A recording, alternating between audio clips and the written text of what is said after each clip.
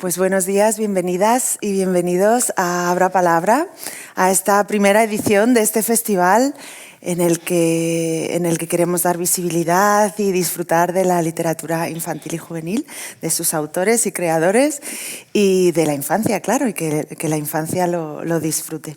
Hoy estamos aquí en este ciclo así de conversaciones, con una conversación que se titula Miradas terribles, lo que no queremos contar a la infancia. Y tenemos aquí a Helen Daci y a Ana Juan Cantavella. Y os las voy a presentar un poquito y empezaremos a conversar porque luego se pasa el tiempo enseguida, así que no me voy a entretener mucho, ¿vale? Mirad, Ana Juan es docente, es investigadora, asesora, promotora de la lectura y editora en el mundo de la literatura infantil. Es doctora en Antropología Social y Cultural y máster en Libros y Literatura Infantil y Juvenil por la Universidad de Barcelona. Ha realizado tareas de investigación y docencia en diversas universidades y es una de las voces más respetadas y leídas en el mundo de la literatura infantil y juvenil. Sí. ¿A que sí? Compagina la docencia y la investigación con la divulgación de la literatura infantil, diseña y realiza talleres dirigidos a adultos mediadores y a la infancia. Y tiene un blog que todas las personas interesadas en la literatura infantil y juvenil visitamos con asiduidad, llamado La Coleccionista. Y es un blog que os abrirá las puertas del libro álbum de una manera certera y apasionada. Y Helen Daci, pues Helen Daci es escritora, también es editora, investigadora, mediadora. Estudió filosofía en la Universidad de Edimburgo y trabaja combinando literatura y práctica filosófica con infancia y familias. Es parte de la editorial Wonder Ponder, en la que investiga, explora y desarrolla maneras novedosas de despertar la curiosidad filosófica y de provocar preguntas desde un punto de vista diferente. Y demuestra que a hacer preguntas se puede aprender. Y sus cursos lo demuestran y doy fe, además. Es apasionada especialista en la obra y vida de Maurice Sendak y lo traduce al español. Dirige junto a Raquel Martínez Uña el curso internacional de Filosofía, Literatura, Arte e Infancia FLY en Albarracín.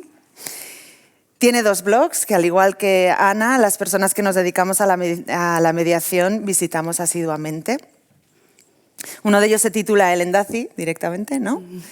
Que es tu página web, pero también... Sí, realmente tengo una proliferación absurda de blogs, pero Helen Daci es la página donde intenté acumularlos todos. Sí. Pero luego tenéis Lo leemos así, que es maravilloso porque es un blog en el que la lectura en voz alta y la crítica literaria son los protagonistas. O sea que os invitamos a visitarlos, todos estos blogs. Pues nada, comenzamos y vamos a ir con la primera pregunta directamente. Y vamos a preguntarnos un poco qué es lo que no se quiere contar a la infancia. Así que, bueno, empezamos un poco con... El otro día preparando la conversación hablamos del tabú también, ¿no? Así que podemos empezar por ahí si queréis. Vamos allá. Bueno, yo creo que no se quiere contar a la infancia muchas cosas diferentes. Quizá una manera de empezar la conversación es que se prefiere no contar lo feo, ¿no? Hasta el punto también, o sea, no solo desde un punto de vista de evitarlo, sino también incluso de borrarlo, ¿no? Si pensamos en cómo se han ido recibiendo y cambiando los cuentos tradicionales en los últimos 20 años o un poco más incluso, hay una tendencia a decir, bueno, este detalle se lo podemos ahorrar, ¿no? El hecho de que los padres de Hansel y Gretel vayan y lo abandonen directamente, bueno, vamos a como maquillarlo un poquito y que no parezca tampoco tan así. Hasta el punto, yo creo, que probablemente en las conversaciones que se han tenido aquí estos días también, hasta el punto en que de repente el relato original es que deja de tener sentido, ¿no? Y deja de tener, sobre todo, fuerza simbólica. Entonces yo diría que lo primero que no queremos contar es eso, pues lo feo, lo que, ay, no. Hasta el punto también de que no permitimos ni siquiera que pregunten muchas veces sobre lo feo, ¿no? Por ejemplo, sobre la muerte. Como, ay, no te preocupes por eso ahora mismo. Y vamos a otra cosa, ¿no? Hay un cierto elemento de eso en nuestra relación con la infancia. Y creo que está como mucho más bueno, hay después, pero creo que está como mucho más relacionado con que no le queremos contar, que está siempre atañe a cuestiones morales, ¿no? A esa educación moral de qué le podemos contar y qué no le podemos contar como sociedad o como familia o como escuela, y nunca o no tanto atañe a cuestiones estéticas, aunque también hay mucho de qué no le podemos contar o que no le queremos contar de literaturas que salgan de lo más convencional, ¿no? Porque enseguida sale la frase de ¿pero quieres decir que ese libro es para un niño? No lo va a entender, ¿no? Y entonces yo creo que debajo de todo eso siempre está lo mismo, que es qué concepción de infancia tenemos y cómo se ha ido concibiendo la infancia a lo largo de los siglos y cómo eso va cambiando, que el concepto de tabú también, y qué es lo que no le queremos contar, pero siempre en relación a que la infancia es aquello que los adultos podemos como conceptualizar desde un punto de vista muy concreto, y hay muchos adultos que tenemos bueno, yo espero no, o me gustaría no estar ahí, pero supongo que en algunos momentos también lo haré, pero tenemos como muy claro cómo es la infancia, ¿no? No, es que la infancia esto no, ¿no? Y es como una homogeneidad que no se da, que no se da cuando estás definiendo la adultez, ¿no? Cuando tienes a los adultos delante, tienes muy claro que pues según qué adulto le podrás mostrar ciertas cosas o le podrás invitar a leer ciertas cosas, pero a los niños es como, no, porque si son niños de 8 años, esto no lo pueden leer. Y claro, eso es como una falta de...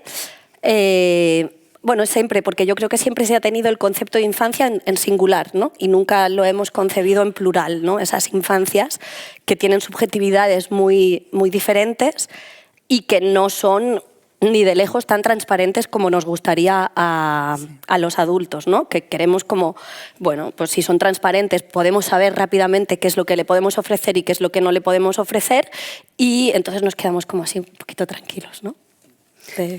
Sí, yo creo que un poco al hilo también de lo que ha dicho Ana, es interesante pensar, para mí, realmente una de las cosas más dramáticas que, desde mi punto de vista, que no queremos contar a la infancia es ningún tipo de complejidad.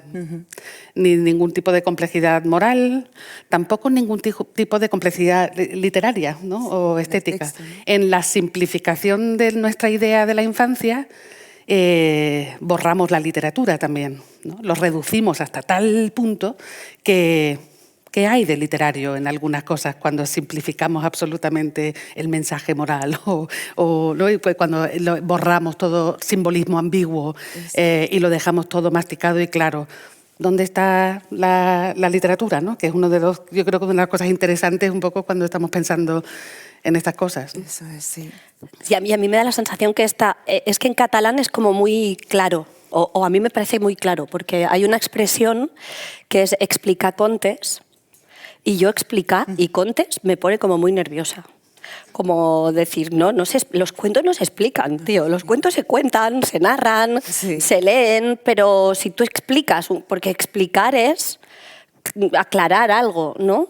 Y yo creo que en el lenguaje muchas veces las palabras que utilizamos para referirnos y cómo mediamos la literatura con la infancia tienen implicaciones que van mucho más allá de lo que creemos, porque yo creo que todo aquello que no le queremos contar o que no se cuenta a la infancia es porque nos intranquiliza como adultos. Claro. Y hay como una obsesión de... Si yo medio este libro, que eso a mí me pasa muchas veces con las maestras, ¿no? Yo elijo este libro para mediarlo con los niños porque sé qué hacer con él y porque sé a qué conclusión voy a llegar y porque cuando termine de mediarlo me voy a quedar muy tranquila. Claro. Y dices, claro, pero es que la literatura no es eso. La literatura es intranquilidad. Y mediar un libro, cuando tú terminas de hacer algún taller o alguna sesión con niños y se percibe esa intranquilidad, yo siempre digo, cuando ellos se van como diciendo, me explota la cabeza, no entiendo qué es lo que está pasando, digo, ahí es cuando mola. Pero claro, hay muchos adultos que es como, pero ¿cómo le voy a llevar a un niño para crearle dudas, ¿no? Claro. Claro. Como si no pudiesen asumirlas y dices, pero si esta gente, a mí es que me parecen como fantásticos, claro, están viendo el mundo por primera vez, les parece súper bien tener dudas. no tienen... Claro, mira, ayer Giovanni Nucci, hablando en la conversación, decía que había ido al Reina Sofía y había visto el Guernica y que le había impresionado tanto que había llorado. Dice que se había quedado en una esquina, nos lo contó aquí en la mesa, y hablábamos de eso, ¿no? Que la literatura como forma de arte debe movernos de nuestro espacio, de nuestro lugar, ¿no? Si es tan lisa, si es tan básica, ¿no? Que no tiene ningún tipo de complejidad, nos queda en el sitio, ¿no? Entonces deja de ser arte, deja de ser literatura, ¿no? Claro, y relacionado con esto, y perdona, pero Sí, pasamos luego a la segunda, si no nos vamos a quedar una hora en la primera pregunta. No pasa nada. Claro, por ejemplo, otra de las cosas que yo creo que, y está relacionado, que no queremos contar a la infancia o proponer a la infancia, son preguntas sin respuesta, determinada, no fija, que es una cosa con la que yo trabajo mucho en los talleres de filosofía con niños y en los que, y muchas veces a partir de literatura, en los que precisamente el objetivo es detectar esa intranquilidad y esa incertidumbre, y ahí viene el premio, ¿no? O sea, he detectado esta cosa que no me queda clara, ¿no? He detectado esta pregunta que tengo, esta cosa que se me queda colgando, y días más tarde pienso, un momentito, tengo que volver a esa lectura, cosas no resueltas, ¿no? Y realmente así, en general también, o sea, la idea de... Nosotras en la editorial en Monde Pondre casi todo lo que hacemos está basado en preguntas y con una excepción no hay respuestas, ¿no? Es como te dejo con las preguntas y ¡hala! Busca. Y a muchísima gente dice, bueno, pero ¿qué hace un niño sin respuestas, ¿no? O sea, ¿cómo puede vivir? Es como, bueno, yo creo que el abismo muchas veces, o sea, el niño se va a arrojar al abismo que nos dicen muchas veces, como no, eres tú, adulto, que te está costando, ¿no? Pero los niños en realidad, si les enseñas y les validas la pregunta y el espacio así de navegación que puede tener una pregunta y una incertidumbre, es una de las cosas más juguetonas, más fantasiosas, que te puede llevar a inventarte hipótesis. O sea, está muy relacionado con la fantasía, ¿no? Que entonces un mundo con el que conectan también naturalmente de la incertidumbre. Sí, hablas también del espacio, ¿no? De dejarles, de que tengan ese espacio, quizá a partir de la literatura, ¿no? Para expresarse también, ¿no? En uno de los talleres que hacía yo leímos Parco, ¿no? Sí, Parco, de Alex Nogués, ¿no?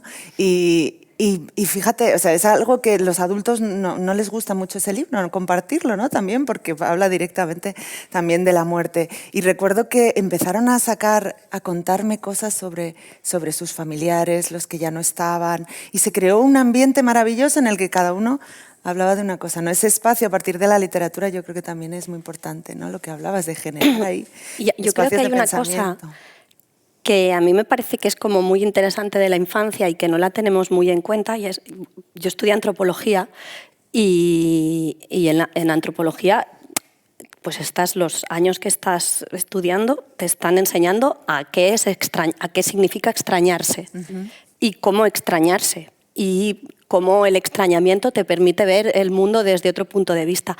Y yo cuando empecé sobre todo a trabajar con bebés y con 0,5, pero también con 6-12, porque es como... Claro, es que ellos tienen el extrañamiento como forma natural de estar en el mundo. Y ellos son capaces de construir sentido a partir del no entender. Y eso es algo que yo creo que los adultos hemos perdido, y como no lo sabemos hacer nosotros, o una parte de adultos, vamos. Creemos que ellos tampoco, ¿no? Pero ellos cuando estás atento a sus gestos o a su forma de relacionarse con las obras que les ofreces, no tienen como mucho problema con construir sentido desde el no saber, y desde el no saber si están construyendo algo que es cierto, claro, o que va a ser inamovible, sino que van construyendo y van cambiando sus sentidos, porque bueno, a medida que van descubriendo el mundo dicen, pues mira, esto no era así, era de otra manera.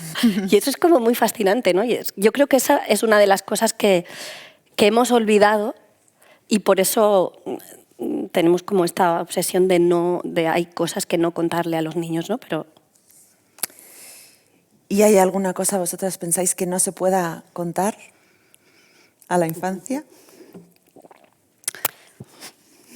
Bueno, ¿Se puede contar todo? ¿No se puede contar? ¿Hay cosas que no? bueno, se puede, a ver, las frases así absolutas pues son muy, muy grandes, ¿no? Yo creo que se puede contar la grandísima mayoría de las cosas, pero me parece importante cómo se hace y con qué intención se hace también, ¿no?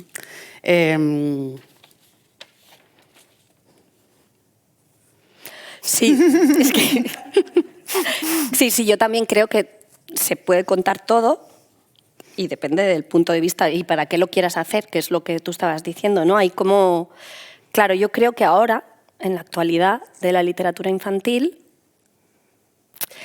desde el principio del siglo XXI, pues estamos viviendo un momento un poquito aburrido de la literatura infantil, para decirlo, que es que, claro, las intenciones son como muy claras. Eso es como un proceso cíclico, ¿no? Hay como momentos en los que esta intencionalidad o esta madrastra pedagógica que decía Teresa Colomer está como muy presente y muy visible, y hay tiempos en los que no está tan presente y tan visible. Ahora mismo está muy presente y muy visible, ¿no? Entonces, esa intencionalidad es la que igual a nosotras nos... Es como... Claro, si tú decides escribir un libro porque quieres explicarle desde un punto de vista muy adulto a un niño no sé qué, lo que tú quieras, que has decidido que quieres explicarle, pues yo qué sé, igual no hace falta. Es que Quizás es el problema, ¿no? Querer explicar algo. Realmente. Bueno, y utilizar la literatura para ello. Pues es eso, decir, o sea, yo creo que hay muchos espacios donde se pueden explicar cosas. ¿Sabes? No digo, no, pero no le expliques nada a un niño. No, claro. No estamos hablando de eso. Pero a partir de la ¿por literatura. qué elegir la literatura y a veces y la ficción como una especie de, bueno, o sea, disfraz realmente, ¿no? De lo que realmente uno quiere hacer, que es emitir un mandamiento. Sí, una versión moderna de uno de los 10 mandamientos, pero... o de las cartillas de comportamiento sí. antiguas. O reemplazar un mandamiento antiguo con uno nuevo, ¿no? Que esto muchas veces, o sea, queriendo supuestamente cuestionar un status quo cuestionable, vamos a hacer un libro para que quede clarito cuál es el nuevo, con qué se sustituye esto, ¿no? En lugar de, pues bueno, simplemente, por ejemplo, entretejer en una buena historia de ficción con unos personajes con ambivalencias y cuestionamientos propios en su propio comportamiento, cosas que atañen a la vida y a la valoración muchas veces de determinados estados de las cosas, ¿no? Hasta el momento. Yo, de todas maneras, quería mencionar algunas cosas que sí que me parece que no debemos contar a los niños nunca. Y una de ellas me parece que tiene relación con esto que estamos diciendo un poquito y con algún comentario que hemos hecho antes. O sea, no podemos contar a la infancia milongas disfrazadas de verdades supuestamente reconfortantes, ¿no? Como el todo va a estar bien, todo va a ir bien, ¿no? Que decíamos en el confinamiento. O sea, yo recuerdo que mi hijo decía, tenía 11 años en ese momento, decía, pero no todo va a ir bien, no todo está yendo bien, hay gente que se está muriendo. Claro. Como ¿y por qué me pintan el arco iris? Y esta idea de que en realidad, claro, se reconforta el adulto, todo va a ir bien. ¿Cómo que o sea, todo va a ir bien? ¿Cómo todo va a ir bien? Esto es que todo vaya bien, que estemos encerrados en la casa, ¿no? Este correr a reconfortar sin el respeto que requiere sostener una conversación necesaria y que quieren con sus preguntas los niños en circunstancias así, ¿no? O sea, que hay muchos libros que creo que son un poco... Demasiados. Maquilladores de esto, ¿no? Y otra cosita que se me ocurre, que no se puede contar a la infancia, que creo que también es muy frecuente, me parece que no podemos contar a la infancia lo que es la infancia. Sí, eso estaría. Que creo que se hace mucho también, ¿no? O sea, no podemos hablarles con nostalgia del concepto de infancia, ¿no? Como convertirles en objetos de nuestra nostalgia. Son sujetos de su presente y un poco les parece bastante rollo el asunto nostálgico y tampoco es justo, ¿no? Imponer una idea de infancia para que ellos puedan aprender a performarla, ¿no? Que al final muchos libros también hay algo ahí detrás. Yo creo que eso está relacionado también con que ese grueso de literatura, porque en realidad no es literatura, pero que se vende como literatura infantil, ha olvidado una cosa que creo que es la esencial, que es el hecho del doble destinatario. El otro día Irene Vallejo decía, claro, yo cuando estoy leyéndole a mi hijo o a mi hija, no me acuerdo, los libros con un poquito de nostalgia que me leían en la infancia, me doy cuenta de que esa literatura es una literatura que también pueden leer los niños, ¿no? Es decir, la literatura infantil es aquella que pueden leer los niños. Y eso implica que siempre tiene un doble destinatario. El primero debe ser la infancia y debes pararte a pensar si tienes algo que contarle a la infancia. Si tienes algo que contarle de un modo que no se le haya contado todavía, porque también tenemos esta idea de que como la literatura infantil parece que no tenga historia, parece que todo esté por hacer, parece que no hace falta conocerla para poder hacer algo, y entonces todo el mundo es como se me ocurre una idea y lo voy a hacer en libro infantil, porque como nadie lo ha hecho todavía y dices, yo qué sé, no sé, lee antes, por favor. Y entonces en este juego de voy a hacer un libro, se me olvida que el destinatario es el destinatario infantil y que el adulto está ahí, porque normalmente hay una lectura compartida en la que el adulto comparte ese libro, pero está detrás, como si dijésemos, ¿no? Y puede como, bueno, leer ciertas cosas que el niño o la niña irán leyendo con las relecturas y tal, ¿no? Pero en este momento, ese tipo de literatura que quiere explicar algo para quedarse tranquila y para que todo se quede como normal, ha olvidado, y eso el mercado pues le ayuda, porque ¿quién es el que compra los libros? Pues los adultos, pues es un diálogo entre adultos. Y como al adulto le parece fascinante y le deja tranquilo, pues tenemos una gran parte de literatura que en realidad está destinada al adulto acompañante y ha perdido de vista que la literatura infantil pues tendría que tener también. Claro, mira, ayer hablando con los creadores, ¿no? Con Giovanni Nucci, con Andrea Antinori, con Paloma Valdivia, Antinori decía que él, claro, le preguntábamos que desde dónde crean ellos para la infancia, y me llamó mucho la atención que Antinori decía que es que él crea por necesidad. O sea, él da igual a quién vaya dirigido. O sea, él lo crea porque necesita crearlo, ¿no? Y creo que está ahí también el quid de la cuestión. Él decía que algunas veces en algunas editoriales le habían pedido ilustraciones para adultos y él ilustra igual, ¿no? Él ilustraba igual. Creo que ahí también es cuando los creadores crean porque tienen la necesidad de transmitir algo que no tiene que estar realmente pensado como ¿no? Sino una necesidad propia también del creador, ¿no? Creo que ahí también puede estar alguna de las diferencias. Bueno, y entonces, ¿cómo se cuenta? ¿Cómo se cuenta lo que no se quiere contar cuando sí que decidimos contarlo? ¿Me explico? Sí. ¿Cómo se cuenta lo que no se quiere contar cuando sí que decidimos contarlo?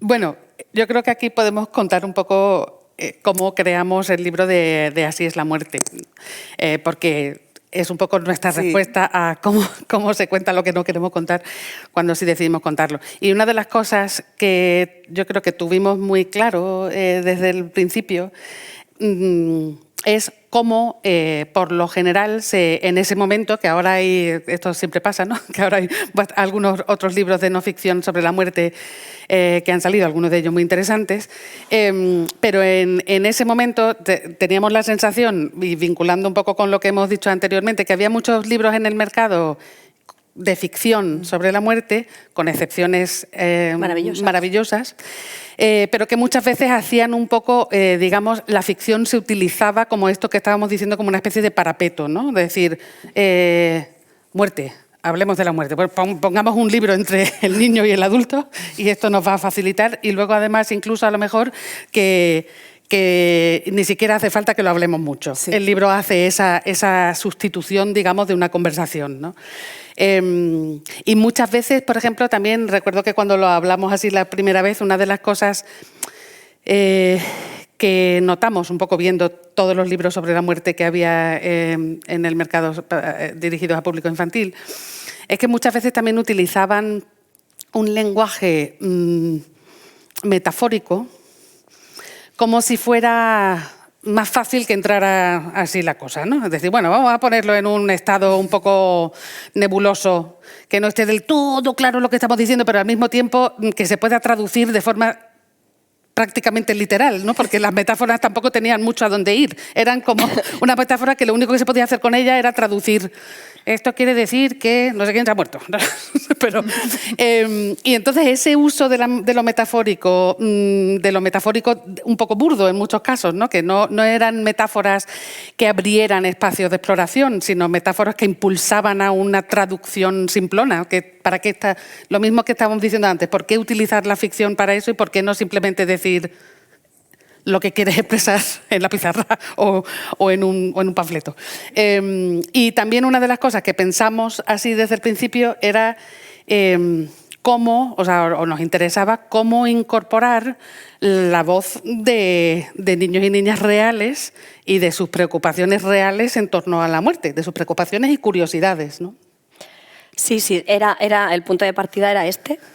Vamos a hablar vamos a intentar dar voz a los niños para hablar de la muerte, no desde la ficción, sino y vamos a intentar responder desde, pues claro, la muerte nos parecía como muy interesante porque es muy caleidoscópica y se puede como, bueno, hay muchas disciplinas muy diferentes que pueden aportarte conocimiento sobre las preguntas que tenían los niños, ¿no? Y era muy importante el hecho de, no, vamos a hacerlo a partir de sus preguntas, ¿no? Por esto que estaba diciendo Ellen, ¿no? Porque muchas veces, incluso libros que son fantásticos, ¿no? Y que no tienen una interpretación unívoca, hay muchas veces que los adultos lo cogemos como diciendo, voy a coger este libro para hablar sobre esto. Y entonces cuando tú lo haces así, pues el niño ya dice, vale, pues ya lo he entendido, pues venga, ya me voy de la clase sabiendo que tengo que hacer esto, ¿no?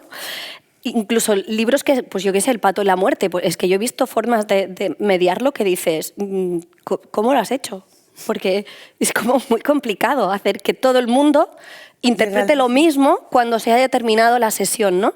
Y tendemos mucho a hacer este tipo de cosas, ¿no? Entonces era, vamos a dejar que ellos hablen y que pregunten y que veamos cuáles son sus preguntas reales sobre la muerte, ¿no? Porque normalmente siempre, vale, se ha muerto no sé quién, yo entiendo que tú necesitas esta respuesta y entonces voy a buscar el libro que tiene esta respuesta para dártela, ¿no? Pero en realidad no se ha escuchado cuál era su pregunta, o si tenía preguntas, o también si necesitaba hacerlas. Claro, y también a mí me parece interesante que en los temas tabú en general, ¿no? Pero solo se habla de ellos cuando hay tragedia o cuando hay inmediatez de drama, ¿no? Y una de las cosas que queríamos hacer es también abrir el rango de conversaciones sobre la muerte y abrir los momentos en los que se puede hablar sobre la muerte, no necesariamente circunscribirlo al momento de duelo, ¿no? Y también, claro, para ello tuvimos que también diseñar como unas dinámicas que abrieran los puntos de mira también de los niños sobre la muerte. Si tú entras con un grupo de niños y dices, ¿qué preguntas tenéis sobre la muerte? Pues normalmente van a salir, ¿qué hay después de la muerte? 3 o 4 cosas. Pero si, por ejemplo, pues no sé, una de las dinámicas que teníamos que no funcionó muy, muy bien era llevar a un esqueleto y presentarlo como un experto en tema de la muerte en sus propias carnes, ¿no? Lo ha vivido, nos puede contestar y decir, si les pudiéramos entrevistar, no nos va a poder contestar, pero si le pudiéramos entrevistar, ¿qué preguntas le haríamos? ¿Qué nos morimos por saber? Porque el tipo o sea, ha vivido la muerte, ¿no? Y entonces ahí, por ejemplo, de repente hay preguntas mucho más científicas, no sé, una de las más bonitas del libro, ¿cómo se va la piel? ¿Cómo se quita? Es que me encanta. ¿Cómo se quita la piel? No, ¿cómo se va la piel? ¿Se va? ¿Cómo se va la piel? Y cuando te mueres se te quita el pensamiento. Se te quita el pensamiento, vale, sí. Se quita. Sí. Pero o sea, son preguntas que también no surgirían en una pregunta general de qué preguntas tienes sobre la muerte, pero en el momento en que le preguntas a un esqueleto, te puede contestar, pues mira, pues fue así, ¿no? O sea, te puedes imaginar que puede contestarte. Pero luego también había preguntas, ¿te arrepientes de algo de tu vida, ¿no? Y todo tipo de preguntas más, algunas mucho más incluso fantasiosas. Incluso las más abiertas, porque yo recuerdo cuando yo les decía a veces, vale, tenéis un minuto, tenéis que poner todas las palabras que os vengan a la cabeza si yo digo muerte.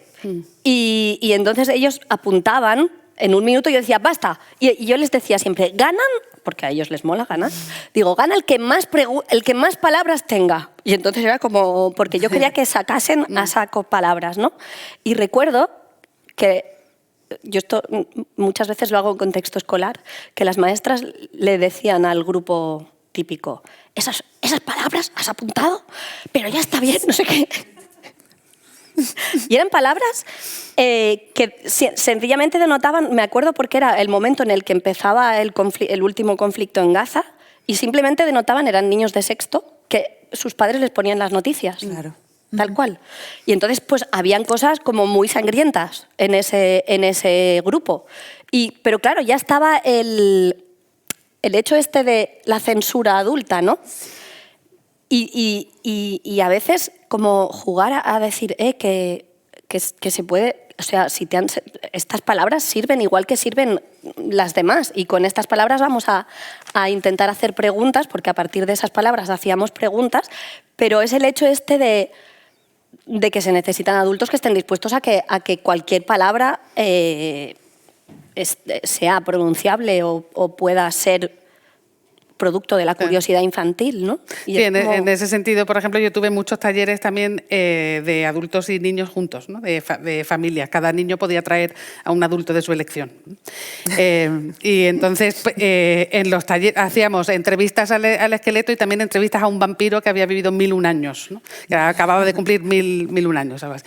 Y claro, en el del vampiro pues salían una serie de preguntas sobre el sentido de la vida, ¿no? Y que bordeaban muchas veces el suicidio y a veces explicitaban el suicidio. Y recuerdo una madre que veía que el niño estaba a punto de decir algo en esa dirección y le decía, no, eso no lo preguntes, eso no.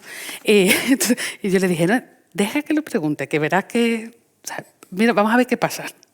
Y simplemente preguntó, ¿no te aburres o sea, no estás aburrido de estar vivo 1000 años? O sea, ¿cómo se te ocurre qué hacer? ¿No?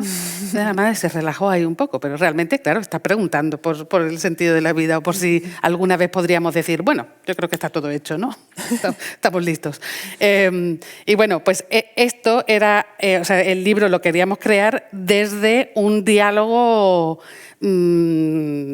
genuino, no inventado, ¿no? Tampoco queríamos inventarnos unas preguntas que le vinieran bien a los niños saber sobre la muerte, sino que realmente queríamos trabajar a partir de preguntas reales, ¿no? Que al final en el libro salen todas las preguntas que recopilamos de distintos países del mundo y de las que solo pudimos elegir 38. Pero... Claro, también hay lo que decíamos, nosotras decidimos contarlo desde esta mirada,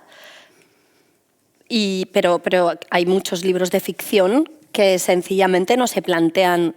Claro, yo creo que diferenciaría entre dos modos de ficción, ¿no? El hecho de tú introduces aspectos terribles de la vida en tu trama porque funciona, porque te ayudan a construir al personaje, porque es interesante en ese momento, pero no porque tú estés intentando explicar nada sobre ese acontecimiento, sino que sencillamente eso ocurre, aparece, se desata, y como en la vida, ¿no? Y entonces tienes historias en las que esas cosas están, ¿no? Pero no están ahí para ser explicadas, ¿no?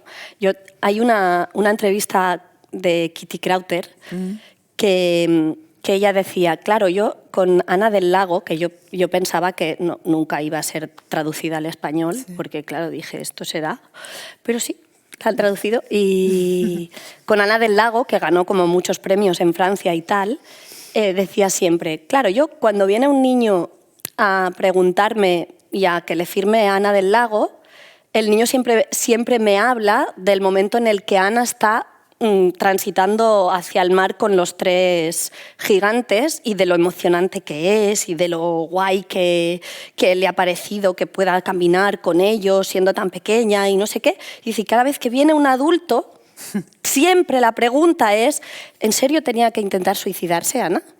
Y dice, y nunca un niño me ha preguntado sobre el momento del suicidio de Ana. Y entonces ella decía, claro, porque la recepción infantil no es igual que la recepción adulta y no tiene por qué pasar siempre por los mismos canales, ¿no? Claro que alguien se puede preguntar eso y ir ahí, ¿eh? Pero tampoco tiene por qué ser terrible, que es lo que tú decías, ¿no? Quizá se lo pregunta, pero no es terrible. Es como, mira, pues estas cosas, yo no sé. Y es como interesante, ¿no? Y intentar como no decir, vale, mi interpretación va a ser su interpretación, que es algo que hacemos constantemente, pues abriría como... Sí, luego es verdad que en un mundo editorial, ¿no? En un mundo de la literatura infantil en el que las emociones están tan de moda, es increíble, ¿no? Que se quiera como controlar o hacer del dolor un tabú, ¿no? Quitar el dolor de la literatura, quitar eso que les puede doler, ¿no? Cuando es una emoción más ¿no? Y hay que investigarla, hay que adentrarse en ella, ¿no? También. Es que yo creo que ahí que sería el otro tipo de literatura, que es esa que intenta explicar algo, que no es que digas, pues mira, como Ana del Lago, sino que voy a explicar el suicidio, ¿no? O voy a... Claro. Y yo ahora me he tenido que leer unos cuantos de estos porque he hecho un artículo, no me había leído nunca, tenía la percepción de que eran malos, ahora ya lo sé, ciertamente. Di el nombre del artículo, Ana, que está muy bien. Sí, por favor. Se titula Libros buenos y banales, libros neoliberales. Porque rimaba además. ¿Y dónde lo podemos? Quedaba bonito. ¿Dónde lo podemos encontrar? Todavía no está. Se va a publicar en una revista argentina, pero que también tiene distribución aquí en España, creo que se titula Sociedad Política y Educación, la revista. Y me he tenido que leer unos cuantos y claro, en todos y cada uno de ellos se habla de la palabra regular. O sea, es ¿Cómo regular? Regular las emociones. Está cayendo esto. Entonces, claro, ahí tienes ya como mucho de... porque no es que... Porque ellos te están vendiendo el tema este de que las emociones son naturales y son esenciales y por tanto son neutras y tenemos que hablarles de estas cosas a los niños y que hablarles sobre esto es neutro y tal, que es... Mi hipótesis es que no es neutro, ¿no? Que es neoliberal, básicamente. Pero lo hacen siempre desde el verbo regular. Sí. Y entonces pues ya está. Pues entonces ya dices, pues vale, pues ya sé lo que es, ¿no? Porque estamos regulando desde un punto de vista adulto a una infancia que debe ser regulada. Es que... Bueno, pero es que no lo esconden, ¿eh? No. O sea, que no es que yo diga, no, es que están regulando, no, es que ellos lo dicen. Vamos a regular. Vamos a regular. Madre mía, es que es muy impresionante. Bueno, y seguimos un poco y vamos a preguntarnos también cómo se atiende a aquello que no se quiere contar desde el mercado editorial, ¿no? Que es al hilo de esto que estamos hablando, ¿no? Hay cierta homogeneización. ¿Cómo lo veis? Sí, bueno, o sea, yo creo que una cosa que no hemos mencionado es que sí que hay en el mercado editorial una reacción a todo esto que no queremos contar y casi que a veces puede haber cierta sensación de irse, o sea, de decir, no, temas necesarios, ¿no? Voy a tirar piedras sobre mi propio tejado, La muerte, La guerra, que es un libro en el que estamos ahora trabajando Andrea Antinori y yo. Pero espero que de una manera interesante. Pero bueno, o por ejemplo, el bullying, o sea, como una especie de los temas que tenemos que contar. Y cuando llegamos ya a la adolescencia, parece que solo hay temas chungos. Es como, hola adolescente, lee sobre temas chungos, punto, ¿no? Entonces, sí que hay una cosa... cargo de todas las... Sí, hasta hazte cargo de todas las miserias de la sociedad, así todos en uno. De repente. O sea, entonces sí que hay, ¿no?, como movimientos de decir, ¿qué hacer con estas cosas que no queremos contar, pero de repente llegan a la adolescencia y se las que vamos a meter, ¿no? Hay algo que está pasando ahí que sí que me parece interesante. Y luego es verdad que también hay editoriales pequeñas, independientes y que están haciendo cosas de una manera interesante y diversa y abordando temas que llamaríamos difíciles o de los que no queremos contar de una manera novedosa e interesante. ¿Qué pasa luego con esos libros? ¿Y a quién llegan? ¿Y quién los lee? Es otra cosa, Claro, ¿no? yo creo que el tema está ahí. El tema es que yo creo que nunca se ha producido tanto para la infancia como en la actualidad y se publican no sé cuántos miles de libros al año para la infancia. Por tanto, dentro de esta gran publicación pues hay diversidad. Lo que pasa es que esta gran diversidad y el hecho de que se publique tanto, aunque tienda a la diversidad, tiende mucho más a la homogeneización y homogeneiza el mercado porque se hacen tiradas más cortas, eso precariza a los autores y a las ilustradoras,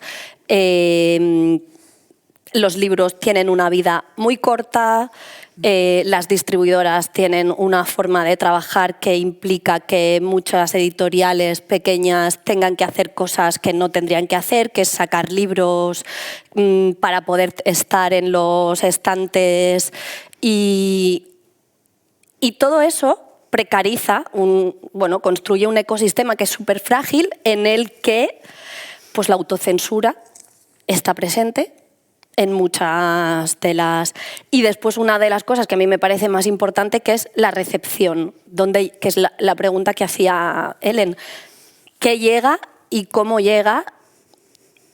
¿Y qué podemos hacer para que esa recepción sea realmente más diversa? Porque cuando tú lo miras, en realidad, que llega a los hogares, llegan muy pocas cosas, en general. En este festival tenemos un ejemplo muy interesante, ¿no? Un contraejemplo que además nos ha ofrecido el Corte Inglés en sus propias carnes, de reflejar la homogeneidad de un mercado que no tiene nada que ver con el festival, de no tener los libros de los autores de estas editoriales pequeñas ahí. Os súper invito a no comprar nada en esta librería y hay un montón de librerías independientes en Madrid que te van a traer al día siguiente a casa. O sea, que cualquiera de los libros que vayáis viendo, por favor, hacer esto, porque justamente es que es interesante que en un festival donde estemos hablando de esto, justamente sí, hay cosas interesantes que se están haciendo, pero al Corte Inglés no le pareció interesante traerlos, ¿no? Habría que preguntarle por qué o cómo o qué criterios ha aplicado. O sea, me debato entre la flojera, o sea, la vagueza, ¿no? O sea, de vaguerío y algún objetivo otro. Pero le agradezco que nos dé la oportunidad de poner, de ver. Sí, es que es un claro ejemplo de esa homogeneización. Y claro, dices, claro, la mayor parte de gente, ¿dónde va? Al Corte Inglés, a Casa del Libro, si va. No sé, ¿qué te llega? Yo esto siempre cuando les digo a las maestras, a mí siempre me dicen, en Cataluña los 30 minutos de lectura individual está marcado por ley. 30 minutos de lectura libre al día en clase. Eso viene marcado por ley. Que se haga, cómo se haga, y lo mal que se haga, ya es otra cosa, ¿vale?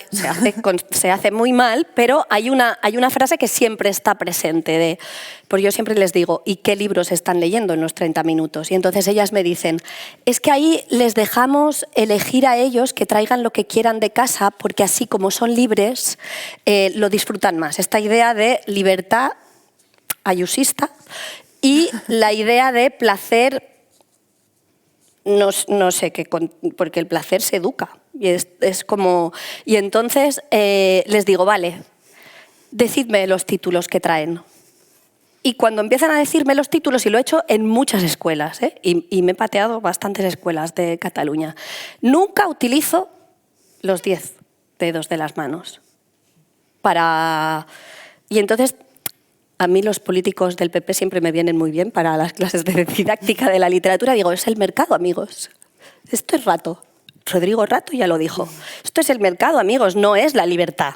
Es que ellos conocen esas 10 cosas y esas 10 cosas son las que te van a atraer. Y la escuela debería ser un lugar en el que un niño descubra aquello que no conoce y que le hagas desear cosas que no sabía que existían. Y eso es esa recepción, ¿no?, que ayude a democratizar el acceso a libros que normalmente están solo a disposición de gente que sabe dónde ir para encontrarlos, que somos nosotras las que estamos en estos festivales, pero que la mayor parte de gente no sabe dónde ir a buscarlos, y entonces, aunque exista esa diversidad, el mercado lo homogeneiza y la hace desaparecer, y los contextos de recepción son muy desiguales, y entonces es como, es complejo. Jo. Porque se cuenta, y se cuenta de maneras interesantes, pero ¿quién llega ahí? Es que es como un mazazo, ¿no? Sí. Bueno, lo ves... No. ¿Sabes dónde está el problema? Sí, venga, ahí. Eso no empezar. No, desde luego, pero... Claro, es cierto que luego no hemos hablado de la cosa que ocurre, claro, de la fagocitación o de la fagocitación es la palabra, supongo, digamos, de lo terrible o los temas difíciles que se convierta en una especie de categoría comercial, ¿no? Entonces, yo como pequeña editorial hacemos un libro que tardamos 4 años en hacerlo, y llega una editorial maxeta y dice, mira, La muerte vende. Pues espérate que me hago uno en 6 meses y lo vendo. Y está en el Corte Inglés ahí y lo vende un montón, ¿sabes? Entonces, claro, es el principio, pero el principio incluye una serie de batallas, de situaciones previas y de batallas que es cuesta arriba, ¿no? Es cuesta arriba y es difícil, pero bueno, la verdad es que somos muchas editoriales pequeñas también haciendo cosas un poco a contracorriente y un poco pensando, bueno, mira, pues vende o no vende, pues no lo sé, pero ¿vale la pena hacerlo? Pues creo que sí, y siguiendo adelante. Y somos muchas, en el sentido que, bueno, a algunas personas parece que nos vale la pena, ¿no? No sé, hay algo efectivamente en decir, bueno, pues en la lucha, ¿no? Estamos en la lucha, un poco así, pero con sentido del humor y conseguir... ¿Cómo? Las bibliotecas sí que está, que son lugares más... Lo que pasa es que ¿qué sale de las bibliotecas? Esto claro. es constantemente... Yo veo expurgos en bibliotecas que digo, disculpa, o sea... no me puedes expurgar esto. Es que hace no sé cuánto tiempo que no se presta. Pues me da igual. O sea, ¿tú vas a expurgar a Bolaño porque no se presta? Sí. No los purgo a Bolaño porque no se presta, pero sí que expurgo a Mitsumachano porque no se presta. Maqueta Pakovska. Sí. Bueno. Y claro, quedan ahí unos cuantos que tienes que mimarlos mucho para que salgan. Sí, además es que es tanta... O sea, cuando vas a una librería, a una gran superficie, ¿no? Una librería grande, es tanta la diversidad y todos estos buenos títulos se van quedando tan abajo, que luego si no hay una buena mediación, si no hay ¿no? Que los saque de ahí abajo, que se van Y además quedando, yo creo también, porque hay algunas que sí que lo hacéis, pero hay poquitas editoriales que puedan mantener su catálogo vivo constantemente. Yo estoy harta de hacer pues formaciones y tal, y que el librero esté diciéndome exaurit, ya no se encuentra, y es como el Pepito Grillo diciéndome todos los libros que ya no sé, y dices, pero si se publicó hace 2 años. Pues no, claro, tiradas súper cortas, claro. Y entonces, claro, no te puedes permitir mantener el catálogo, y dices, ya, pero igual no estamos, es lo que tú dices, ¿no? Si te cuesta 4 años, pero no estamos haciendo longanizas, o creo, vamos, ¿no? Y también está como esta sensación, ¿no? De muchas veces de, bueno, lo hago y si dura un año en el mercado y después desaparece, pues ya está. Y dices, no, pero bueno, no sé. Pero es complejo, ¿no? Atender solo a la pasión de las personas que quieren luchar por eso, ¿no? Y que se pierda. O sea, quiero decir, bueno, es que nos meteríamos ahí en temas también políticos y tal, que es que siempre ocurre, ¿no? O sea, se deja a la buena voluntad de la gente o a la pasión de la gente por sacar algo adelante, que esto nos pasa, me voy a meter en fregados, ¿no? Pero nos pasa en la educación, nos pasa en la sanidad, ¿no? La gente tira del carro por propia pasión, pero no hay nada que lo sustente debajo, ¿no? Lo dejo ahí, si no. Bueno, y vamos a poner un poco de positividad a esto. Todo va a ir bien. Todo va a ir bien. Pero hay caminos para llegar a todo esto diverso. ¿Le podemos dar a los mediadores alguna pista para llegar a todo esto diverso? Para llegar a lo diverso, hay blogs, hay cosas. hay blogs, hay cosas. librerías especializadas. Hay librerías especializadas, exactamente. Hay bibliotecas y muchos mediadores que hacen cosas. O sea, a ver, si uno se propone a mirar y a buscar, es bastante fácil encontrar a los expertos y voces expertas y recomendaciones interesantes con un poco más de pozo que a lo mejor otro tipo de recomendación de los 10 libros para la Navidad o lo que sea, ¿no? Que, bueno, cosas que gente que trabaja todo el año reseñando de una manera interesante y profunda y eso no es difícil encontrarlo. No, simplemente creo que también es verdad que, bueno, que tiene que haber una conciencia de que el Corte Inglés no ha traído las cosas. ¿Entiendes? O sea, en ese sentido de que tú lo que estás viendo no es todo. Y que hay que buscar, pero igual que te pasa en realidad con muchas otras manifestaciones culturales, ¿no? O sea, si miramos exclusivamente lo que nos llega así en el mainstream, bueno, pues es o sea, para buscar otras cosas, pues en todo, ¿no? En la literatura para adultos también, es verdad que la literatura infantil está particularmente dejada a un ladito en los medios de comunicación y cosas así, pero es cuestión de en el momento en que te metes, sabes exactamente cómo buscar, ¿no? y cómo encontrar. Eso, bueno, sí, hay que ir investigando, ¿no? Y viendo un poco. Hay que hacer, porque ahí también hay. Claro, yo creo que ahí que la clave es maestras formadas, porque necesitamos maestras formadas que puedan hacer accesible y democratizar ese acceso de un modo mucho más evidente, porque sin maestras formadas es imposible. Sí, pero ¿quién llega a las bibliotecas? Porque ya no llega a todo el mundo, pero a la escuela sí que llega a todo el mundo. Entonces claro que necesitas bibliotecarias formadas, ¿eh? Y existen, y hay de maravillosas, igual que hay maestras formadas y que hacen muy buen trabajo, pero que se necesitaría una conciencia mucho más real de qué significa enseñar a leer, ¿no? Que no... Bueno, y formadas un poco en lo que, yéndonos al principio también, en el placer literario. O sea, no en el saber leer... de unir las letras. ¿no? De unir las letras, sino en el placer literario, que tiene mucho que ver, como hemos ido al principio, si pensamos... O sea, el placer literario tiene mucho que ver con lo que está justo fuera de nuestro alcance, de comprenderlo, ¿no? En realidad esos son los libros y los poemas y las cosas que más disfrutamos, ¿no? Es como, no lo cojo del todo, quiero leerlo otra vez, está un poco fuera de tu zona de confort, de comprensión. Y eso, por ejemplo, en la escuela se prima absolutamente la comprensión total, ¿no? Mientras que realmente una actitud de disfrute literario tiene justamente que ver con lo que no entiendes, ¿no? Y yo creo que eso es enorme, pero vamos, ahí estamos hablando de... Claro. Bueno, dejarlo ahí, de magisterio. ¿no? O sea, no hace falta dejar las cosas que a veces no es necesario leer y releer hasta que llegas a comprenderlas, sino dejarlas ahí. O cambiarlas, porque son hermosas de lectura. Yo creo que es que se ha confundido y eso viene como de todos estos informes PISA y PIRLI y todas estas cosas, que además yo es que ahora lo tengo como muy presente porque Cataluña está como triste e indignada porque es la última de España. No puede ser esto. Estamos allí todos cortándonos las venas. ¿Cómo puede ser que estemos al final de la cola, no? Bueno, puede ser, puede ser. Pero es la confusión entre la comprensión lectora que viene marcada por PISA y qué significa aprender a leer literatura, que son dos cosas diferentes. Y como no...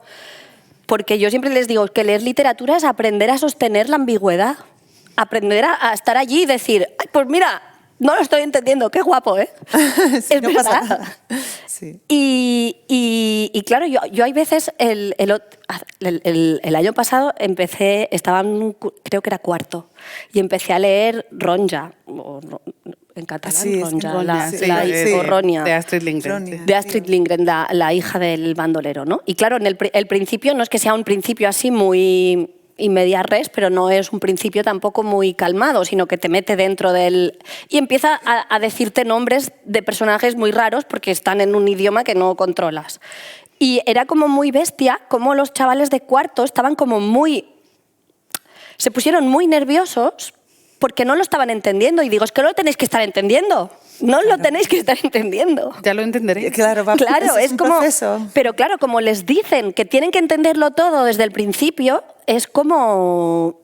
Ellos es que son muy buena gente. Yo siempre se lo digo a las maestras. Digo, sí, son súper buena gente. Si ellos lo que quieren es hacer felices a los adultos que tienen a su alrededor, y tú le dices, lo tienes que entender todo, él quiere entenderlo todo. Claro, tú le estás confundiendo porque no es eso leer literatura. Y entonces... No, esa es justamente lo contrario, ¿no? Es relajarse, claro, esa no te preocupes. confusión es como muy... Es muy terrible. Es muy terrible. Es terrible, es lo terrible. Bueno, no sé cómo vamos de tiempo, me decís... Bueno, espera. A ver, son las vamos 11:30. muy bien. Vale, ¿y tenéis alguna pregunta? ¿Queréis hacer alguna...? Sí, porque había visto antes. Bueno. Primero, darle las gracias a la Casa Encendida por esto. Dar las gracias a Ana y a Ellen por ese libro tan maravilloso.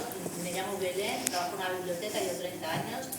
Me formé como educadora, yo vengo de otro mundo, pero aterricé en una biblioteca. Y creo que es un sitio maravilloso para democratizar.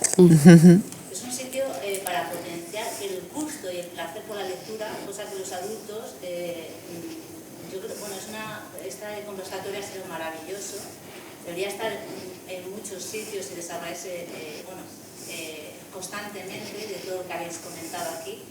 Creo que se lee por los adultos y para los adultos.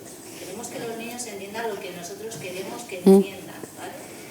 Entonces, debemos acompañarles en esa lectura y no debe estar todo explicado, que es lo que habéis comentado a lo largo de esta conversación.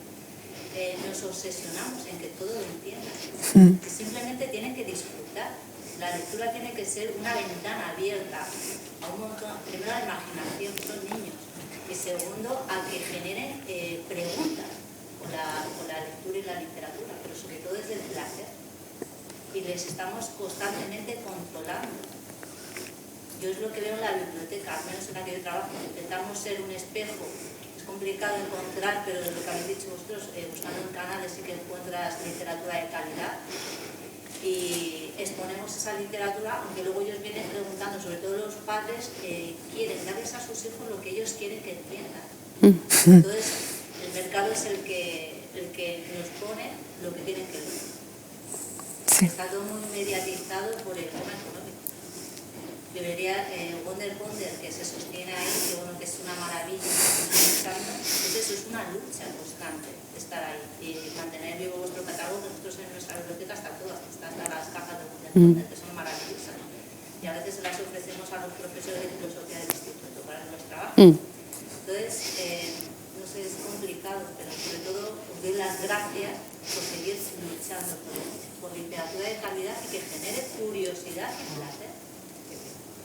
Y también comentar simplemente que muchos autores escriben, pero escriben para la infancia, pero no conocen la infancia. Pero no conocen la infancia. Deberían de explorar, investigar y sobre todo al público al que va dirigido.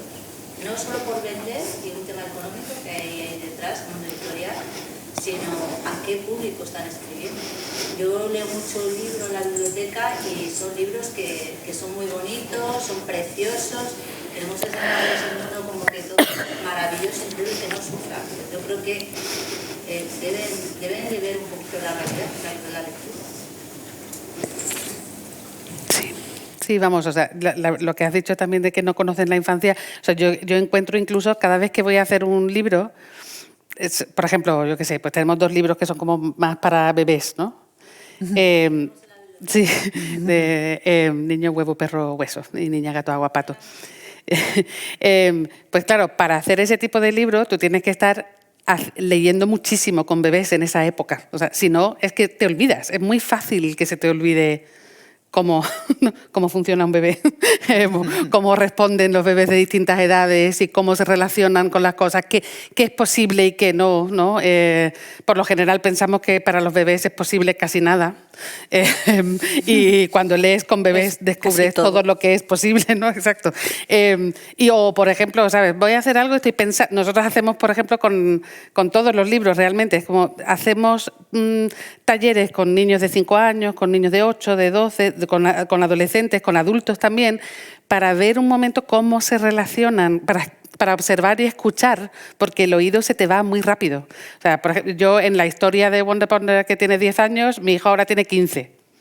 Pues, por ejemplo, claro, cuando tienes un hijo de una determinada edad, tienes un poco de... O sea, estás ahí, ves a sus amigos también y entonces estás como conectado con esa edad, ¿no? Pero ahora, por ejemplo, no se me... O sea, necesito muchísimo el bajarme y el ser consciente de decir, espérate un momento, o sea, escucha. Ah, no, mira, o sea, no lo... Vamos, se te va, ¿no? Sí, se te olvida.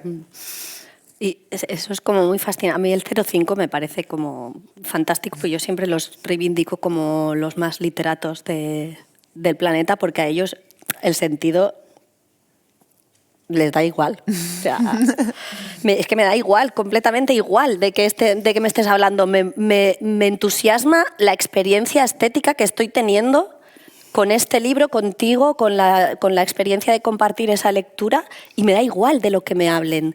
Pero claro, hay muchos de esos libros de ahora que están destinados a 2 y 5 que dices, ostras, que nunca te has parado a mirar cómo está viviendo un niño de entre 0 y 5 años el mundo, que no sé, que está...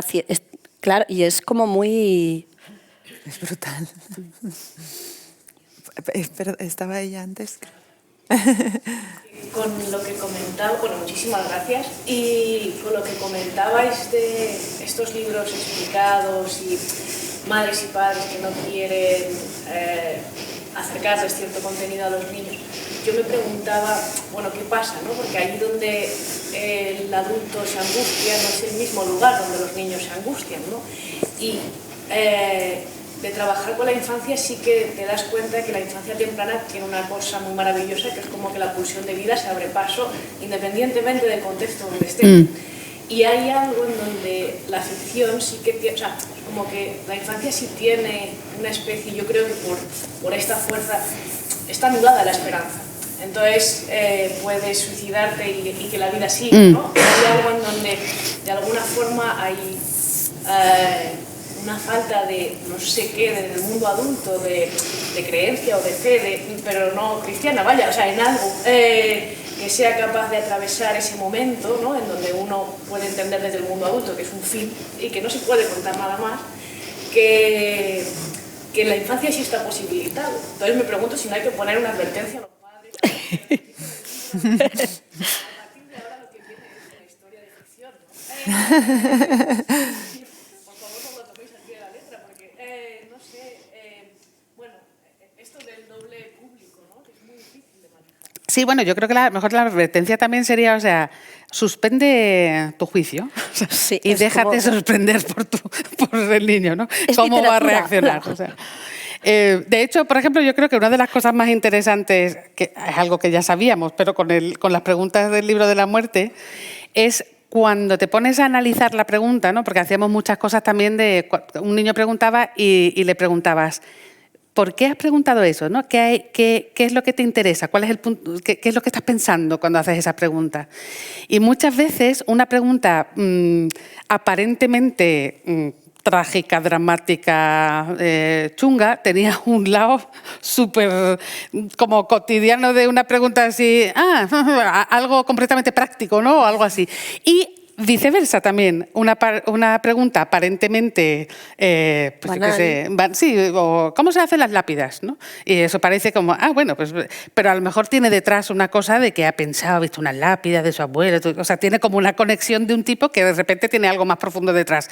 Entonces, por ejemplo, estar abierto a lo liviano, a lo potencialmente liviano de lo profundo y a lo potencialmente profundo de lo liviano, es una cosa que creo que ocurre cuando realmente dialogas con niños. ¿No? Es como no juzgar de repente qué es esa pregunta que te han echado, hacer que rasquen un poquito más. ¿No? Decir, o sea, cuéntame más, ¿qué estás pensando cuando haces esa pregunta? Y casi nunca es exactamente en lo que tú pensabas que estabas pensando, ¿no?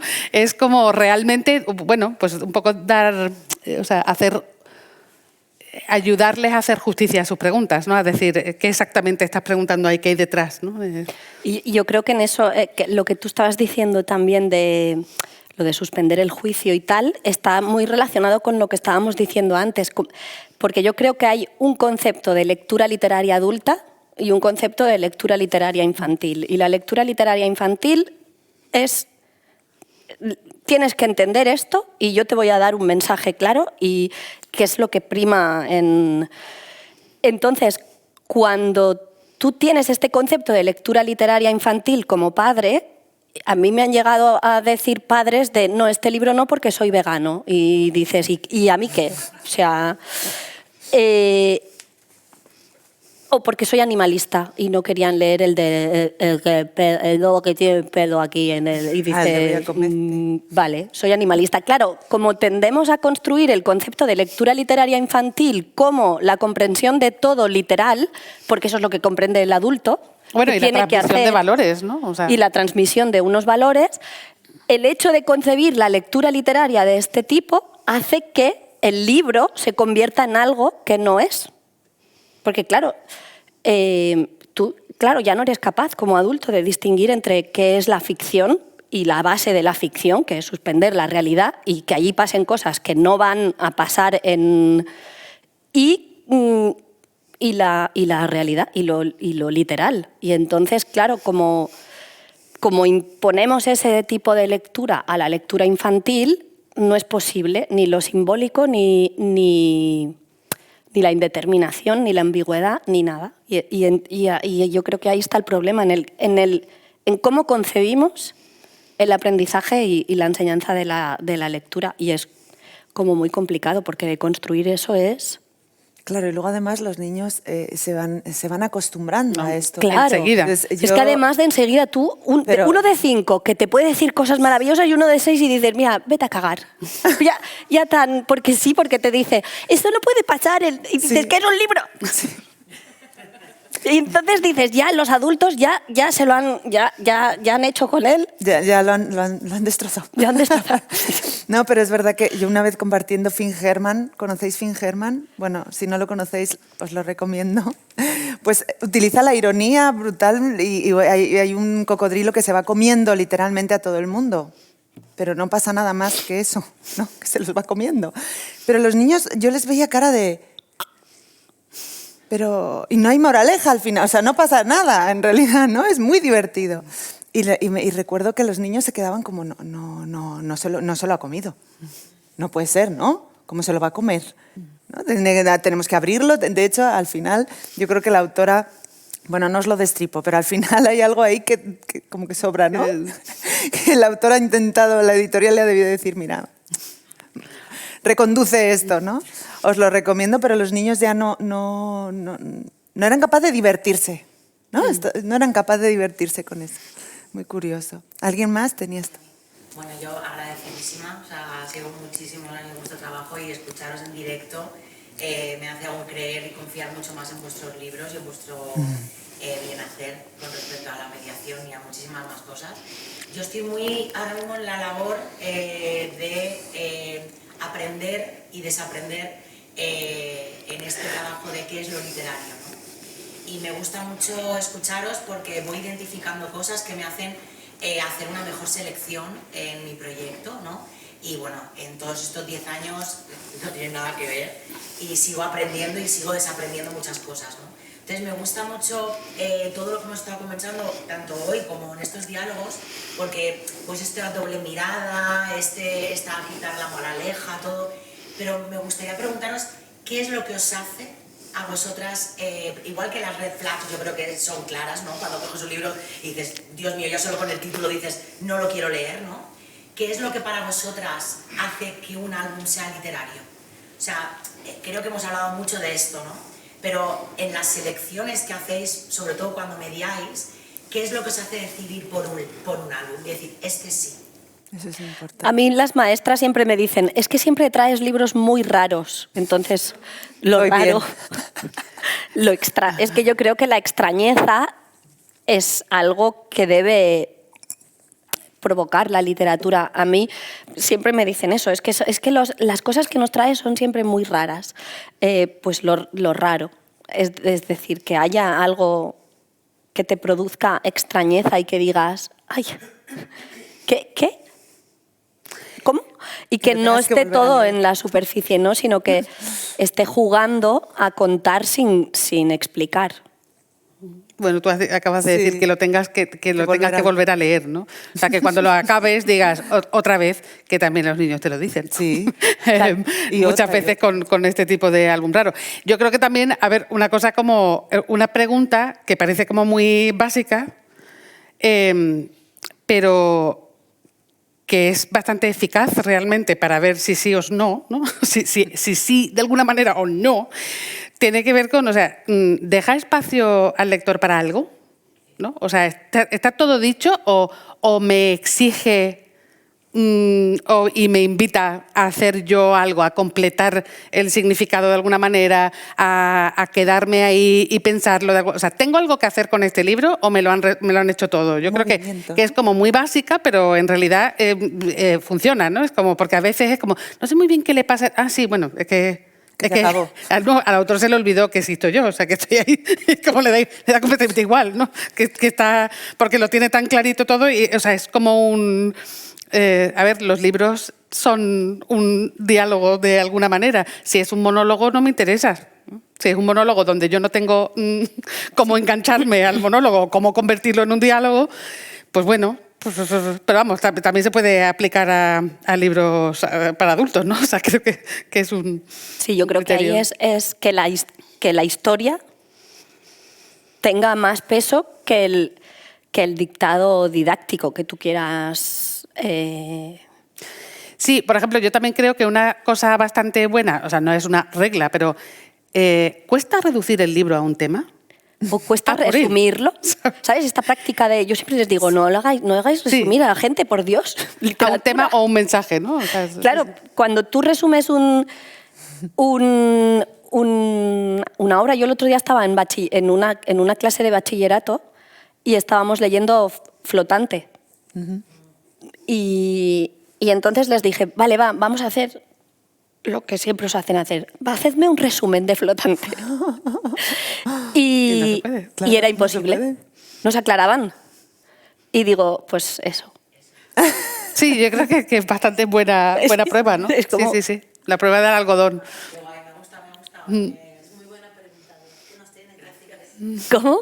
¿Qué nos tienen en la librería del colegio? También. ¿Puedo preguntar una cosa rápida y ya está? Sí, venga, cortita. Es que luego Ellen tiene un taller arriba. Tema edades y tema de lo terrible. ¿Vale? O sea, tengo como mucha curiosidad y mucho conflicto interno en cuando se le habla o se le muestra o se media con un libro o álbum que trata temas que los niños y las niñas no pueden llegar a comprender o que puede ser demasiado terrible. Porque a mí no me gustan los libros por edades, sí que entiendo que 0-3 tiene unas características concretas, pero ¿censuraríais algún libro? con respecto a la edad? O sea, ¿entendéis que hay libros que son más para adolescentes que para chavales más pequeños? O sea, ¿cómo hacéis esta selección? ¿Hay una censura real? Este libro no se lo voy a leer a un niño de 6 años. Yo siempre digo, es como, yo creo que está más relacionado con el mediador que con el libro. Es decir, tú puedes sostener esto delante de... Porque yo le conté a mis hijos desde pequeñitos el Hansel y Gretel de Matotti y tendrían 2 años. Y yo le leía ese. Yo creo que no se han convertido en psicópatas, ya os No, lo pero diré. yo creo que ahí hay algo muy interesante, que yo también lo decía un poco de broma, ¿no? Es como, lee todo lo que puedas antes de los 4 o 5 años, porque no tienen miedo. Porque no han desarrollado un determinado tipo de miedo, entonces familiarízale con todo lo que puedas a los 2 o 3 años y cuando llegue el 4 o 5 tendrá una familiaridad que se pueden relacionar con ese tipo de miedo, ¿no? Es que me parece que hay algo interesante. Claro, a los 4 años si le lees por primera vez es como, ¿cómo? ¿Qué me estás contando? ¿No? Pero si ya lo conocen desde 2, o sea, hay algo interesante ahí, o sea, cuando estás de tiempo. Y luego, a ver, yo pienso también...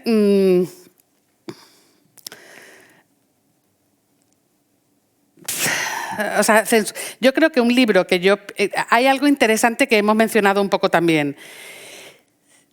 Si un determinado niño o grupo de edad, si queremos decir, no pilla el libro, va a pasar, si el libro es lo suficientemente rico en capas, es que se van a relacionar con el libro desde su comprensión de las cosas. Y si lo comprenden, pues es que ya están listos para comprenderlo, ¿no? O sea, entonces, tampoco se me ocurren tantos ejemplos donde... se me ocurren ejemplos malos que sí que no les daría, por ejemplo. Ok. Porque eso que tú... Claro, a mí no me provoca terror lo que puedan entender de Hansel y Gretel mis hijos cuando yo les leo eso. Porque tienen un adulto que si tienen miedo, pues van a venir a preguntarle, ¿no? Creo, porque siempre, si se ponen a llorar, pues yo que sé, abrázalos, o sí. No sé, haz algo, yo no sé. Pero en estos libros que me ha tocado leer es que me encontré con uno que me parece muy bestia, que es uno que se llama C de consentimiento, que está en cartoné para niños de 2 años. Y dices, mira, esto no. Porque...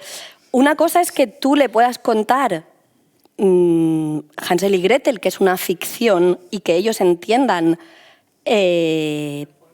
lo que ellos entiendan, que tú no vas a saber qué es lo que entienden porque algunos ni articulan lenguaje. Entonces, bueno, puedes, pero no sabes por dónde está yendo.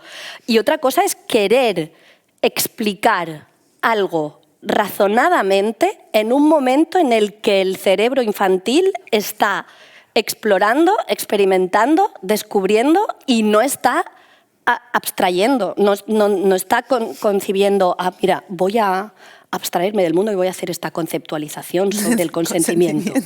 No, lo siento, pero una persona de 2 años no puede construir ese... Y entonces, si tú quieres mandar, eso me parece perverso y terrible.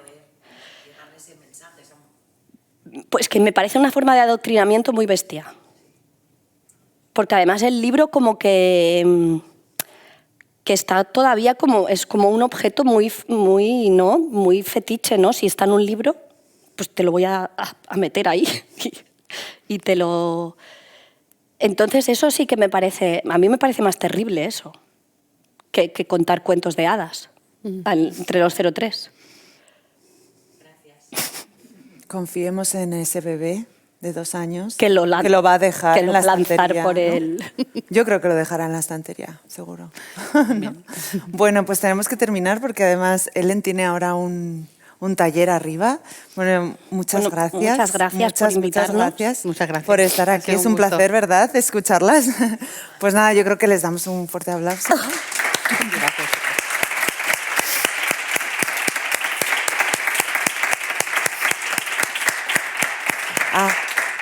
Deciros que Abra Palabra tiene una selección de libros muy escogidos que podéis descargaros en la web, que son este tipo de libros que hablamos, que sí que son literatura y que, bueno, no sé si hablan exactamente de lo terrible, pero sí que nos sumergen ahí, como decía ayer Paloma Valdivia, hacen curvas para que podamos explorar distintos lugares. También los tenéis en la sala de lectura aquí arriba y los podéis ver. Hemos hablado de muchos de ellos y los tenéis arriba, ¿vale? Y yo quería decir una cosita, Sí, si por puedo. supuesto. El taller que vamos a hacer ahora, que se llama Boom Paz, es sobre la guerra, para preguntar, pensar y dibujar sobre la guerra. Y tiene que ver con un libro que estamos haciendo siguiendo un proceso bastante parecido al de la muerte, y donde en nuestra web wonderponderonline.com, en la sección de descargables, os podéis descargar un cuaderno de guerra que está lleno de propuestas para preguntar, pensar y hablar sobre la guerra y la paz, y que os invitamos a descargar y a participar en el libro, porque las preguntas que nos lleguen, que hay unas instrucciones, estarán en el libro sobre la guerra con Andrea Antinori. Pues gracias.